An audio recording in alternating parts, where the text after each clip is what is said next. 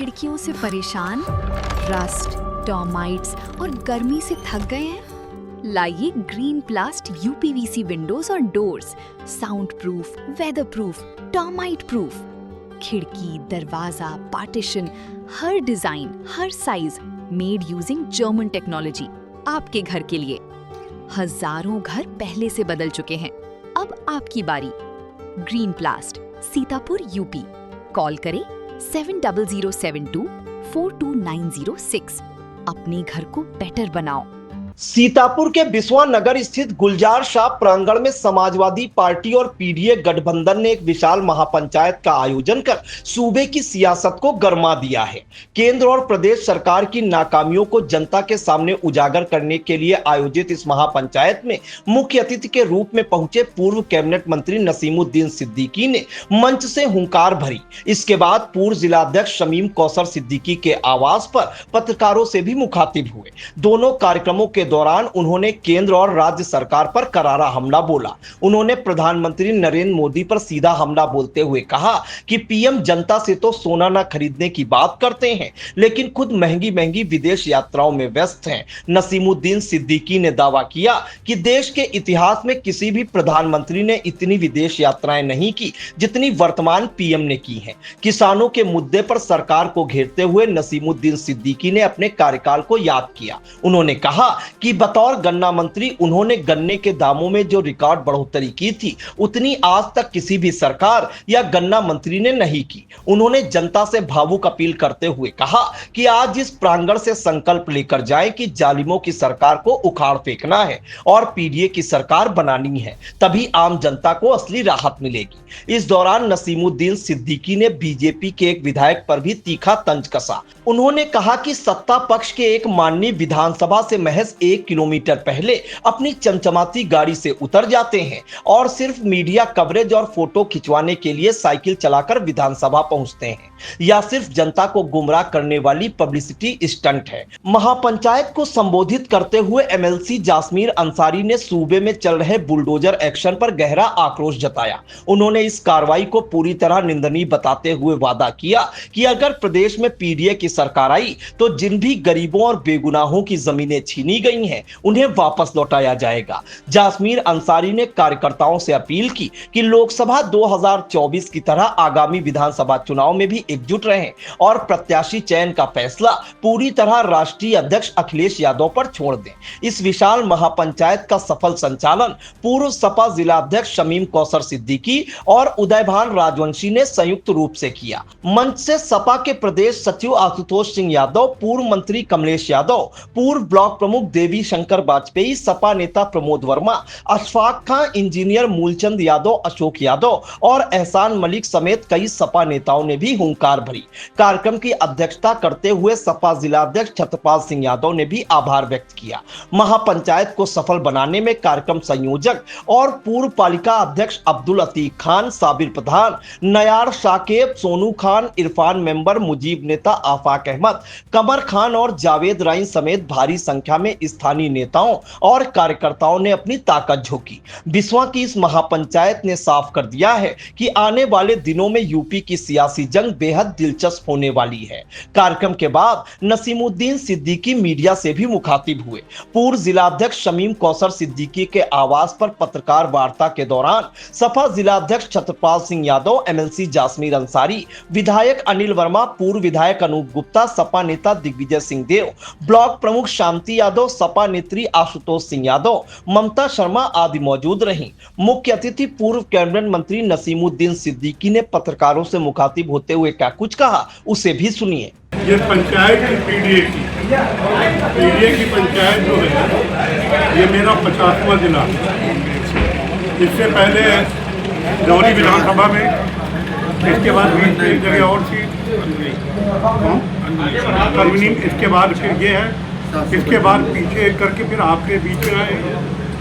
ये जितनी भीड़ यहाँ भी है ये सिर्फ पीडीए से संबंधित लोग हैं। इसके बाद एक और है आगे, फिर एक और है, करीब 9-10 जगह बैठकें हैं और पीडीए की महापंचायतें।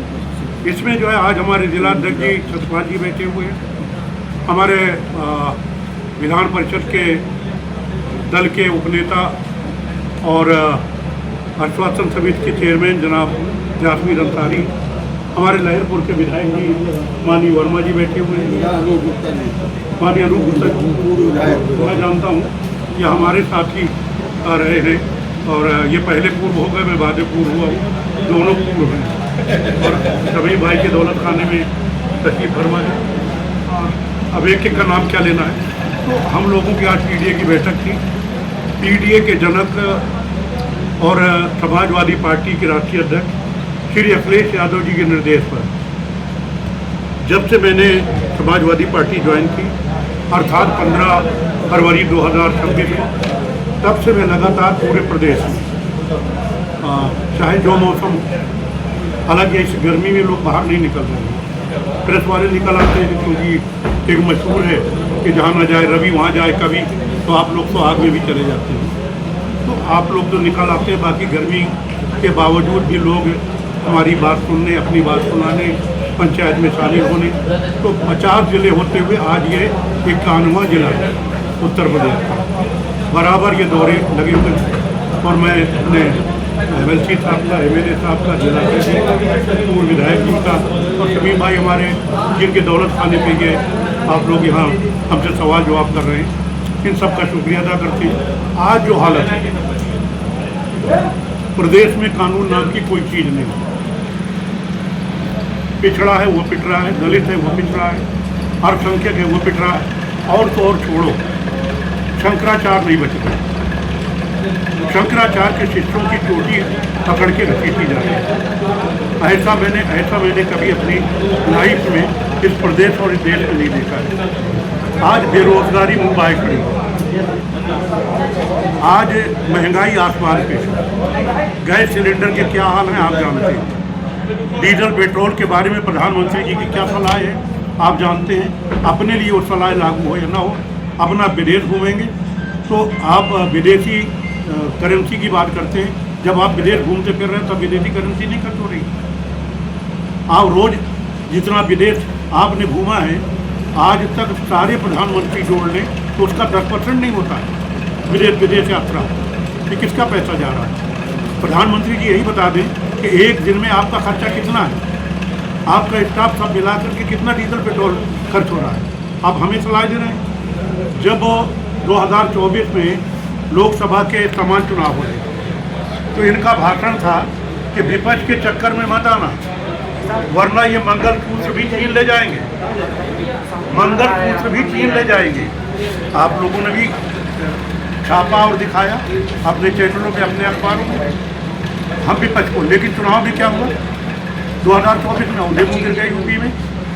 जो 400 पार की बात करते थे वो 240 में आके टिक गए। उस समय तो हमको कह रहे थे मंगलसूत्र लेकर, मंगलसूत्र भी ले जाएंगे। आज लड़कियों की शादियां हो रही हैं। जब लड़कियों की शादियां होती हैं तो लड़कियों को मंगलसूत्र दिया जाता है। उस टाइम पे आप बयान दे रहे हो कि सोना मत खरीदो। आपने ये नहीं सोचा जो सोनार आपको भर भर के वोट देता है, जो आपको रेवेन्यू देता है, जो आपकी सरकार चलाने में आपकी मदद करता है, उन सोनारों का कारोबार आपने खत्म कर दिया। उन बेटियों का मंगलसूत्र आपने हमें छीनने की बात कही थी, आप खुद आप रोक लगा रहे हो। किस श्रेणी में आप आते और अपनी सारी कमी छिपाने के लिए बाद में ला करके वही पटक देंगे हिंदू मुस्लिम, मंदिर मस्जिद। अरे भाई, हिंदू मुस्लिम पहले भी देश में रहा है, अब भी रह रहा है, आगे भी रहेगा। मंदिर मस्जिद पहले भी रहे, आज भी हैं, आगे भी रहेंगे। हम तो सीधा सा जानते हैं, समाजवादी पार्टी ने हमेशा गंगा जमनी तहजीब की वकालत की है, हिमायत की है। गंगा जमनी तहजीब ये है कि अगर हिंदू को खून की जरूरत पड़ी तो मुसलमान ने दिया, और अगर मुसलमान की खून की जरूरत पड़ी तो हिंदू ने इसको दिया, हिंदू ने दिया। आज उसको तार-तार किया जा रहा है। बाकी आपके सवाल। जिस तरीके से बंगाल में टीएमसी को बीजेपी ने उखाड़ फेंका है, क्या लगता है 2027 के विधानसभा चुनाव में बीजेपी अव्वल रहेगी? उखाड़ फेंका बेईमानी करते, वोट न डालने दे करके पूरे देश से जहाँ जहाँ इनकी सरकारें, वहाँ के अधिकारियों को जो ऑब्जर्वर बना करके या जो सिक्योरिटी जो वोट के नाम पे, सुरक्षा के नाम पे IAS IPS भेजे गए, उनको ट्रेनिंग दे करके भेजा गया, कैसे बेईमानी करना। यहाँ यूपी कैडर का एक IPS क्या बयान दे रहा है, वहाँ पर क्या बोल रहा है, नहीं पता चल रहा है। वहाँ चुनाव हुआ कहाँ? चुनाव नहीं हुआ, टोटल बेईमानी हुई। माननीय मंत्री आदेश वो आया है कि ईद की नमाज को लेकर, उस पर आप कैसे क्या कि सड़कों पे नमाज मतलब ना पड़े? देखिए साहब, एक चीज़ मैं कह दूँ, मेरा व्यक्तिगत राय है, बीइंग मुसलमान, फिर मैं ऐसे समाजवादी बोलूँगा, मेरा मुसलमानों से गुजारिश है कि ऐसा नमाज पढ़े या कोई ऐसा काम करे, कोई ऐसा काम न करें जिससे सड़क बारी। हमें मुख्यमंत्री के कहने का इंतजार नहीं करना चाहिए। माननीय मंत्री हमारी भी जिम्मेदारी बनती है कि किसी दूसरे कौम के, किसी दूसरे धर्म के, किसी दूसरे वर्ग के लोगों को कोई तकलीफ ना हो। हमें ऐसा काम करना चाहिए और हर किसी को यही करना चाहिए। ये पंचायत चुनाव को लेकर क्या कहेंगे? पंचायत चुनाव में इतनी देरी हो रही है, या जो सरकार का जो नया फैसला आया उसके लेकर आप क्या क्या कहेंगे? फैसला आया? पंचायत चुनाव को लेकर जो नहीं हो रहे, देरी से हो रहे हैं, क्या फैसला आया? देरी से हो रहा है अभी। देरी अच्छे फैसला आया है या न कराने का फैसला आया? नहीं, अभी नहीं आया। प्लीज नो, मैं पहले इनका जवाब दूं। अभी आपने का फैसला आया है, पंचायत दूसरी तरफ देरी कह रहे हैं, देरी हो रही है, का पंचायत फैसला चुनाव आया। नहीं हो रहा है, इसके लिए आपको क्या? नहीं हो रहा अलग बात है, देरी से हो रहा अलग बात है। क्यों नहीं हो रहा है जी, आप लोग प्रेस के लोग, आप जानते हैं। वो बात अलग है जो आप यहाँ से भेजेंगे, आपके मालिक उसको दिखाएंगे कि नहीं, काट देंगे। ऐसा नहीं आप प्लीज देखिए, बात सुन लीजिए, कल आप पढ़िएगा। बात सुन लीजिए। मैं आपके ऊपर आरोप नहीं लगा रहा। नहीं, मैं वो बात समझ रहा हूँ। मैं जिसके ऊपर आरोप लगा रहा हूँ, बिल्कुल उसका सही मुझे आप। अधिकार है। हाँ, बिल्कुल संविधान के तहत बोल रहा हूँ। आप लोगों के मालिक सब नहीं, लेकिन ज्यादातर नहीं दिखाते हैं, हाँ। तो आप यहाँ से भेजते हैं क्योंकि वो मोदी मीडिया कहलाता है और मोदी जी के और योगी जी के हाथ के।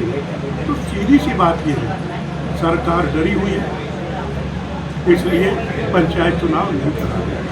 अब एक माननीय मंत्री, अभी आपने कहा कि बंगाल के चुनाव में या जो भी चुनाव उसमें भारतीय जनता पार्टी जबरन जिताने का काम करती है और कहिए वो मशीनों को हैंग कर लेती है जिस तरीके से। एक तो आपका ये सवाल है। दूसरी, चूँकि जब आप गन्ना मंत्री रहे, आपने अभी तमाम उपलब्धियां कराई, निश्चित आपने गन्ना किसानों के लिए एक बड़ी उपलब्धि दी। आज पूरा प्रदेश, चाहे वो गैस की समस्या हो, चाहे किसानों की समस्या हो, इन तमाम मुद्दों से झेल रही है। समाजवादी पार्टी सशक्त विपक्ष का रोल अदा करना चाहती है, लेकिन न तो आप सड़कों पे आ रहे हैं, न आपकी आवाज़ उठ रही है, न ही वो जो हैंग कर रहे हैं, जो जबरन चुनाव जिताने का काम कर रहे हैं, उनके खिलाफ समाजवादी पार्टी कोई ठोस कदम उठा रही है। ऐसी स्थिति में आप कैसे मानते हैं 2027 के चुनाव में आपकी सरकार समाजवादी पार्टी की सरकार बनेगी? कौन सा आपके पास ऐसा जो है अलादीन का चुरागा है जिससे आप सरकार बनाने का काम करेंगे? देखिए साहब, ऐसा है, प्लीज अगर माइंड न करें। नहीं, अरे बिल्कुल सर, बिल्कुल। आप थोड़ा चश्मा चेक करें, फिर लखनऊ आ जाएगी, और फिर मुरादाबाद आ जाएगी, फिर गोरखपुर आ जाएगी, फिर फैजाबाद आ जाएगी, फिर मेरठ आ जाएगी। फिर बिस्वा में देख करके आपने फैसला लगा दिया कि कर लिया कि कोई आंदोलन नहीं हो रहा। कभी महिला विंग कर रही है, कभी यूथ विंग कर रहा है, कभी पिछड़ा कर रहा है, कभी डॉक्टर भीमराव अंबेडकर सभा जो बनी हुई है वो कर रहे हैं। आए दिन रोजाना कोई ना कोई आंदोलन लखनऊ में, कभी मुरादाबाद में, कभी मेरठ में। इसके बाद आप अगर कहते हैं तो मैं मोबाइल मंगा करके उसकी वीडियो आपको दिखा देता हूँ कि कौन कौन से प्रोग्राम आज भी चल रहे हैं।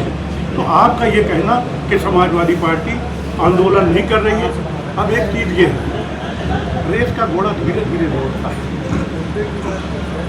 आखिरी जोर से बाद में लगा है, तो धीरे से कि झटका ज़रा जोर से लगे, थोड़ा इंतजार करें। नहीं, मेरा ये कहना मंत्री जी, आपको जनता के बीच जाना चाहिए।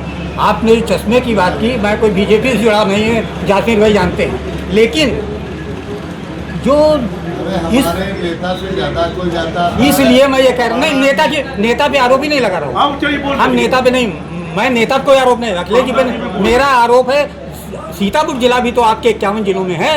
मैं ये कह रहा हूँ गन्ना या इस तरीके के तमाम आंदोलन जो होने चाहिए वो नहीं हो रहे हैं, इसलिए जनता में एक भय व्याप्त है कि उसके आगे कोई नेता नहीं है, इसलिए वो कैसे सड़कों पर उतरे। पहली दूसरी चीज़, जो आपके नेता हैं सिर्फ सोशल मीडिया पे पीडीए का काम करके और सोशल मीडिया पे खबर डाल देना या कमरे के अंदर खबर डाल देना, ये आम जनता से जुड़ने की बात नहीं। जिसका उदाहरण मैं देता हूँ, आज आपकी इतनी बड़ी, आप तो समाजवादी पार्टी के बड़े नेता हैं, आज आपके मंच पे बिसुआ विधानसभा के कार्यकारिणी का एक भी मेंबर मौजूद नहीं था।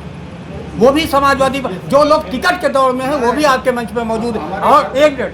और पूरे वही संगठन फूट नजर आ रही है। संगठन आज शमीम भाई के यहाँ सारे लोग मौजूद हैं। तो मुझे ये लगता है कि संगठन में ही ये फूट है। टिकट के दौर में भाई हम अपना है, शांति यादव जी अपना लड़ रही है, नहीं तो ये मेरा ये कहना, ऐसी स्थिति में कैसे आप उस लड़ाई को लड़ेंगे? एक मेरी बात आप मजबूती से लड़ रहे हैं। एक मिनट बात अनिल भाई एक मिनट, एक मेरी बात क्या शमीम भाई समाजवादी पार्टी का अंग नहीं है? नहीं वो एक अलग बात है। मेरी बात इतनी देर आप बोलते रहे, मैं चुप रहा। नहीं मैं भी चुप हूँ, आप बोलिए। नहीं, अब आप नहीं बोलने दे रहे। नहीं अब मुझे बीच में बोल रहे हैं। नहीं बोलूँगा सर। चुपचाप रहा हूँ जितनी देर आप बोलते रहे। जी, मैंने जो चश्मे पे जोर लगाया है ना, इसीलिए कहा कि शमीम भाई के यहाँ ही जो लोग हैं उन पे ही अगर आपने गाय डाल देते, चलो ठीक है, वो मान लिया आपने कि जो वहाँ नहीं थे यहाँ, क्या वहाँ की कोई क्लिप है आपके पास आज के कार्यक्रम मैंने क्या दिखा दीजिए। सब वहाँ थे। चश्मा इसीलिए कह रहा हूँ थोड़ा बदल लीजिए। आपसे बोलने मैं आप नहीं दिखा रहे, मैं दिखाऊं? कहाँ गए भाई वो? मैं लोकल में हूँ, मैं नाम नहीं बताना चाहता, मैं नाम नहीं लेता। देखिए, कोई बात नहीं, ठीक है। नेगेटिव सवाल भर से काम नहीं करता। हम जो है लॉजिक और पॉजिटिव बात करते हैं। जो यहाँ थे सब वहाँ हैं, जो वहाँ थे वो यहाँ हैं। बहुत से जो गांव के थे वो चले गए, गांव के जो थे वो चले गए। सारे लोग यहाँ हैं, विधायक जी बैठे हुए हैं। अरे इनकी तो मैं बात ही नहीं कर रहा हूँ। टिकट की, अरे आप कोई वहाँ टिकट से मेरा कोई लेना देना नहीं वो न टिकट देने का मुझे अधिकार है और न टिकट के लिए मैं आया हूँ। मैं तो पीडीए को मजबूत करके जो जुल्मियों की जो सरकार है, जो जालिमों की सरकार है, उसको हटाने के लिए मैं पूरे प्रदेश में दौरा कर रहा हूँ।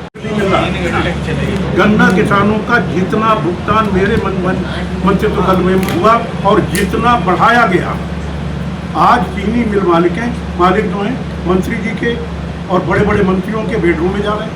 तब तो मेरे गेट में आने से डरते थे ना, मैं उठा के सीधे जेल की सलाखों में पीछे पहले एक पैसा पेमेंट करो, फिर आओ मुझे बताओ। और मूल पेमेंट, मूल नहीं, ब्याज भी जो बनता है गन्ना एक्ट के मुताबिक, अगर 14 दिन के अंदर पेमेंट नहीं किया तो 15% ब्याज भी अगर किसी ने कराया तो मेरे मंत्री रहते हुए कराया गया। गन्ना किसानों हो, चाहे रबी के किसान हो, चाहे खरीफ के किसान हो, कोई भी हो, महिलाओं हो, युवा हो, बच्चे हों, एक उठा के रिकॉर्ड देख लीजिए। माननीय नेताजी की सरकार 3 बार रही, मुख्यमंत्री रहे, माननीय अखिलेश यादव जी 1 बार मुख्यमंत्री रहे। क्या ऐसा था? अगर आप बोलोगे तो आपके ऊपर बोल हो कल जाएगा। भारत समाचार के ब्रजेश मिश्रा जी और वीरेंद्र सिंह के यहाँ, उनके यहाँ भेज दिया, इनकम टैक्स की रेड मार दी, तो वो सही दिखा रहे थे। जो मैंने अभी कहा है ना कि आप यहाँ से सही भेजोगे, आपके मालिक जो है, इसीलिए कहा है उनके यहाँ भी रेट पड़ जाएगी। ये अभी वकीलों कानून व्यवस्था नाम की कोई चीज़ है। दूसरे 2 लफ्ज़ों में मैं ये कह दूँ कि दुनिया में कहीं ऐसी तमसील नहीं मिलती। तमसील माने मिसाल, उदाहरण। दुनिया में कहीं ऐसी तमसील नहीं मिलती। कातिल ही मुहाफिज है, कातिल ही सिपाही है।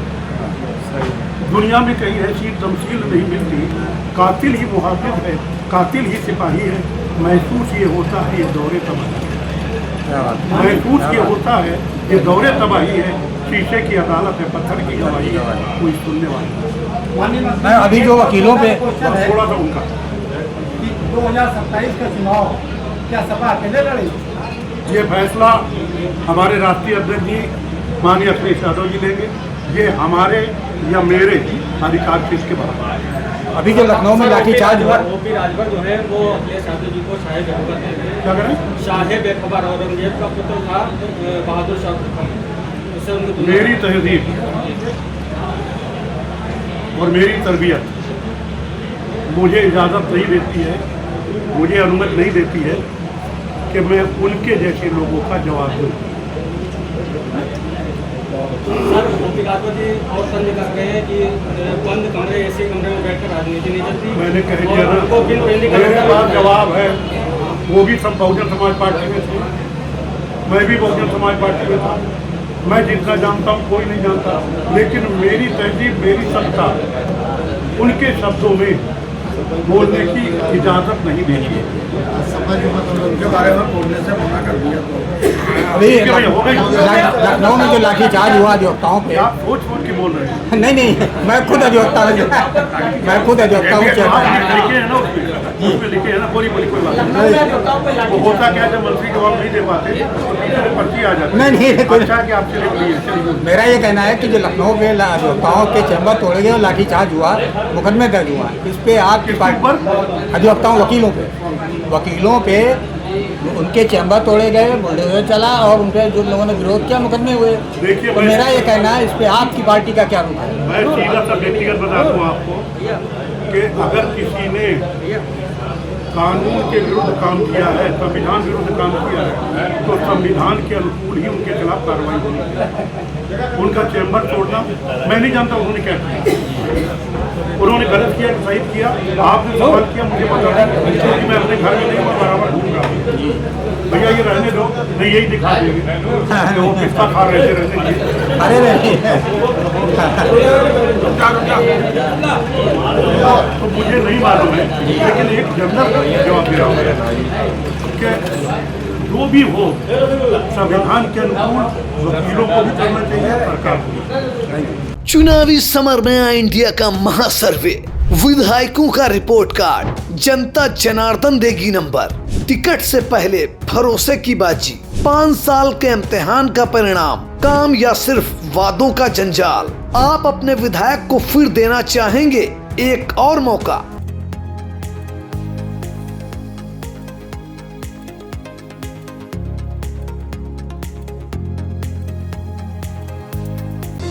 Sagar School is a place where we ponder our kids with care and creativity. We provide students the room to explore their imaginations and enhance their education.